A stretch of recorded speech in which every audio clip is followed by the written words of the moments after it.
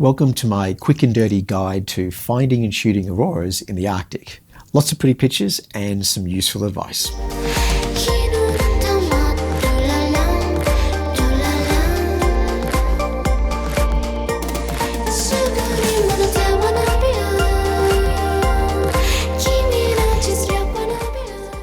I've been lucky enough to travel to the Arctic every winter for the past decade.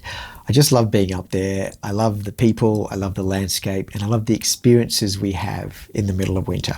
You don't need to know much to get a start with auroras. A tripod and an ultra-wide lens are essential. And I don't mean wide, I mean ultra-wide. These events get really, really big. They can take over the entire sky from one horizon to the other.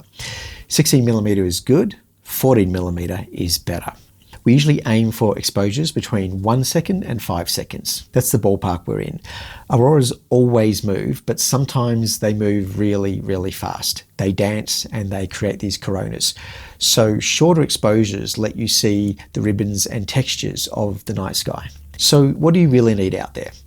You need a really good tripod, nothing flimsy. Something that can jam into the snow and hold firm. That ultra-wide lens we talked about before, that needs to be really, really fast. We're talking about an aperture of f2.8 and not f4. You'll need some warm clothes too. There's a saying up in the north that there is no bad weather, but there is bad clothing. Something that comes into play with aurora photography, much more so than just about any other form of landscape work, is dual ISO camera bodies. These are great for the night sky because they give you a lot less noise when you're shooting at higher ISO. The Lumix S5 is a camera that's been around for around about 5 years, and it's got a second ISO circuit that kicks in at around about ISO 4000. So you get lovely clean images with rich dynamic range, even at those higher settings. So that's a really big win. There's also Sony cameras which have a second ISO, usually around about 12,800, which is great for low-level auroras, but is actually too hot if you're shooting stronger, really big events. You can have some fun with these sorts of cameras when you're shooting video though. The biggest mistake people make with aurora photography is trying to push their ISO a little bit too hard. The main issue is that out in the dark of night, we tend to overestimate how bright the exposures really are. We're pushing for shorter and shorter shutter speeds, so we end up dropping 1 or 2 stops. Maybe more even. It's only the next day when we get everything onto the laptop that we realize just how underexposed they really are, and we end up having to push the raw files very, very hard. This is the worst thing you can do when it comes to noise. Pushing an underexposed file is much worse than simply shooting at a higher exposure in the first place. You're much better off to go for those higher ISOs or just expose for longer. The less you need to push that raw file, the better. Take a look at these images I shot on the Lumix S5 and see just how little work I apply to get a result on these.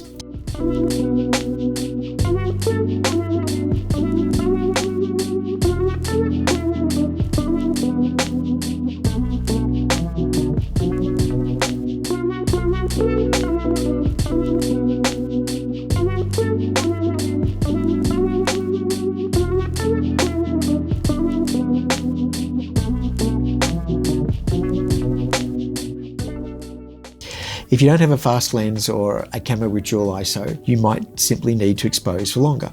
On a very bright aurora night, you may be shooting for 5 seconds at ISO 1600, for example. And even then, there's a possibility that you'll get some blowouts on a really intense moment. One of my most memorable nights shooting aurora was in Lofoten, when we had a moonlit night and I was going for 30-second exposures, really slow and really soft. I was shooting with my old Canon 5DSR, a 50 megapixel camera. I didn't want to push the ISO too hard, and I wanted to shoot the landscape painted in by the moonlight. I had scheduled this entire trip years out to ensure that the final days of the workshop coincided with the full moon in this particular location, and we absolutely nailed it. Auroras really do get bright enough to compete with the moon, and here's what that result looks like.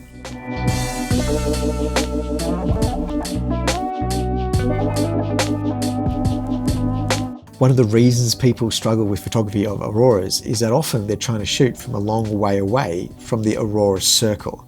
A few places on the planet are right underneath the circle, like Tromso. A low-level event in Tromso can still throw auroras right above your head. If you head to the east or the south, you start to move away from that aurora circle, and you need bigger and bigger energy events to get a result. Really big nights, you can see them in Scotland, of course. But in general, I suggest you head for somewhere like Tromso for the best chance to see it big. The next problem is clouds. It doesn't matter how intense the aurora is if you're standing under a cloud. On a 2-week tour in the Arctic, we usually get 3 really big nights to shoot. One year, we got 13 out of 14 nights. That was incredible. But that doesn't happen every year. We don't like to promise more than 3 nights in 2 weeks, just in case. So with that in mind, maybe don't plan to fly to Tromso for the weekend and assume that you'll get a result, because you may not.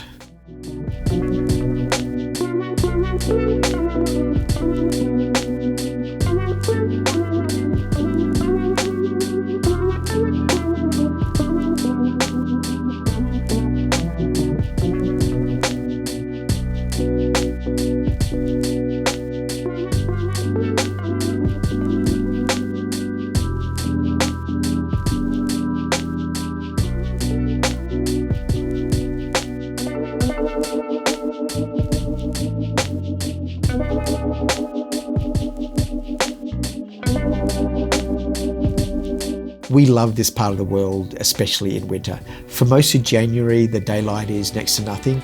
February, things start to change quickly though, and by March have very long day lengths indeed.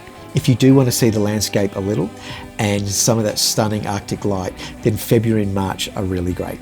They're the times to go, and there's lots of snow. The further into March you get, the less night time you have though, which means less chance to shoot auroras, especially if you're planning on getting some sleep at night. If all you care about is the auroras themselves and you don't care about the daylight or the scenery, then January or December are perfect times. It's very, very quiet up there when there's no daylight about. If you want to know more about Tromso or auroras, please take a look at my website or drop me an email and say hello. I'm happy to answer questions, and if I can be helpful, I'll do my best.